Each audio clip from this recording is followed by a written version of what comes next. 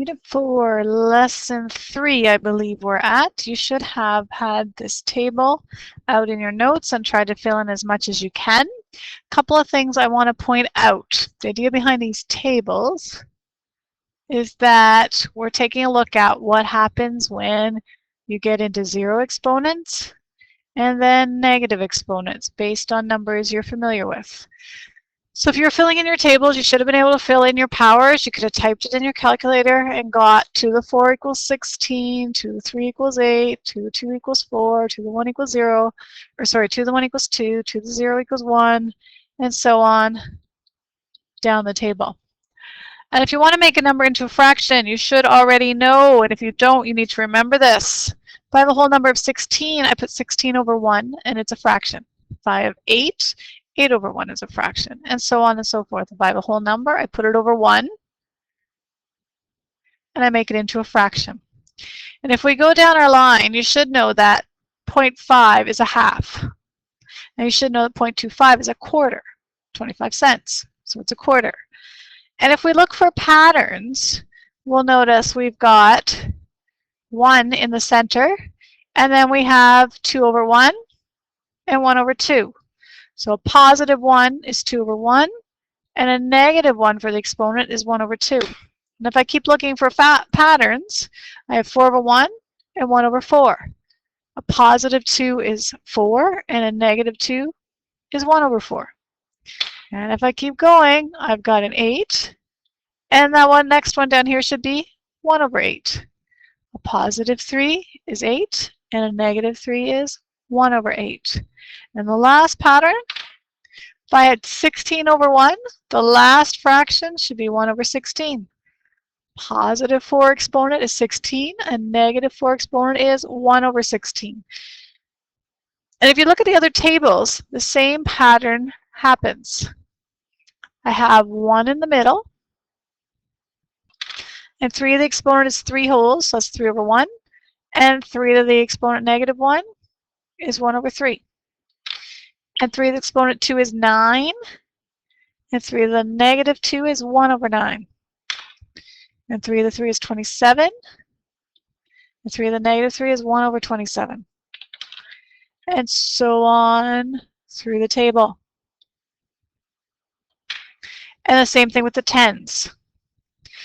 So if we look at patterns, we're going to talk about how that's going to help us know what a zero exponent is and a negative exponent. If we look at our tables, 16 divided by 2 would give me 8, and 8 divided by 2 would give me 4, and 4 divided by 2 would give me 2, and if I keep on with that pattern, then the next one must be a 1. Then I can do the same with my 3's. I have base of 3, 81 divided by 3 is 27, 27 divided by 3 is 9, 9 divided by 3 is 3, 3 divided by 3 would be 1. So two things are going on here. We're taking a look at patterns to help us understand a zero exponent, and patterns to help us understand negative exponent. So anything with an exponent of 0 will always equal 1. And the only way I have to explain that is the pattern I just talked about. If you look at the table and you work your way down and divide by the base, every time you hit the exponent of 0, the answer always is 1. So any power with an exponent of 0 will always equal 1. A negative exponent is a little trickier. So we talked about the pattern. Positive 1 exponent was 2, a negative 1 exponent is a half. Positive 2 exponent is 4, negative 2 exponent is a quarter. So a negative exponent is evaluated by flipping the base. So if you have a negative exponent, you can make it positive if you take the reciprocal.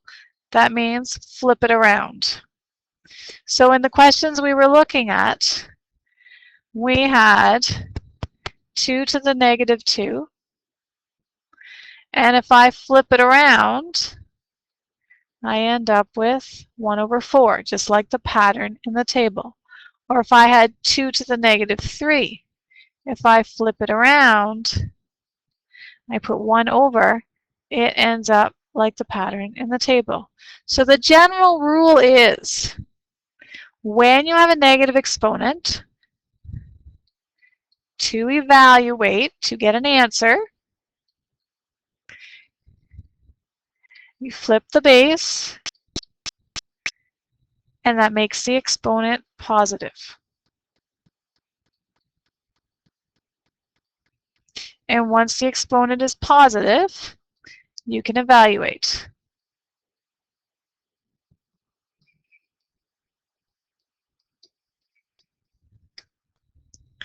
So if I look at some examples, 5 to the negative 3. If I want to get an answer, I've got to put 1 over 5 and make my exponent positive. As soon as I make it a fraction, the exponent is positive. And then I can do 5 to the exponent 3 on my calculator, and I get the answer 1 over 125. So to evaluate a negative exponent, make it into a fraction, and that makes the exponent positive. So 8 to the negative 2 is 1 over 8 to the positive 2. And then you can figure out 8 to the exponent 2 is 64. If you have a negative base, two negatives do not cancel out. The same rule applies. You make it a fraction, you flip it around, and that makes the exponent positive. And then I type it in my calculator, which I left sitting on my desk that I have to go get. So if I have negative 3 to the exponent 5, I'm going to have, oh, I just hit the wrong button. Dang.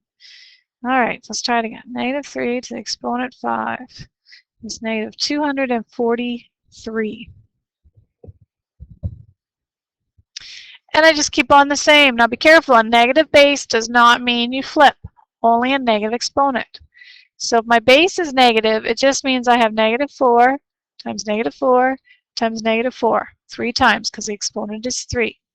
So my answer would be negative 64. No flipping, no making fractions. Base is negative. I flip my fraction around, so I would have 4 over 1 to the exponent 2. And then we already talked about how you would do 4 squared and 1 squared, which would be 16 over 1, which is just 16.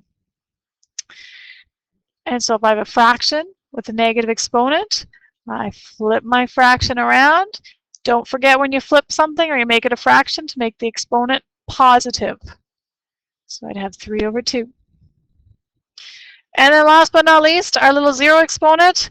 Anything to the zero exponent always equals 1, no matter what.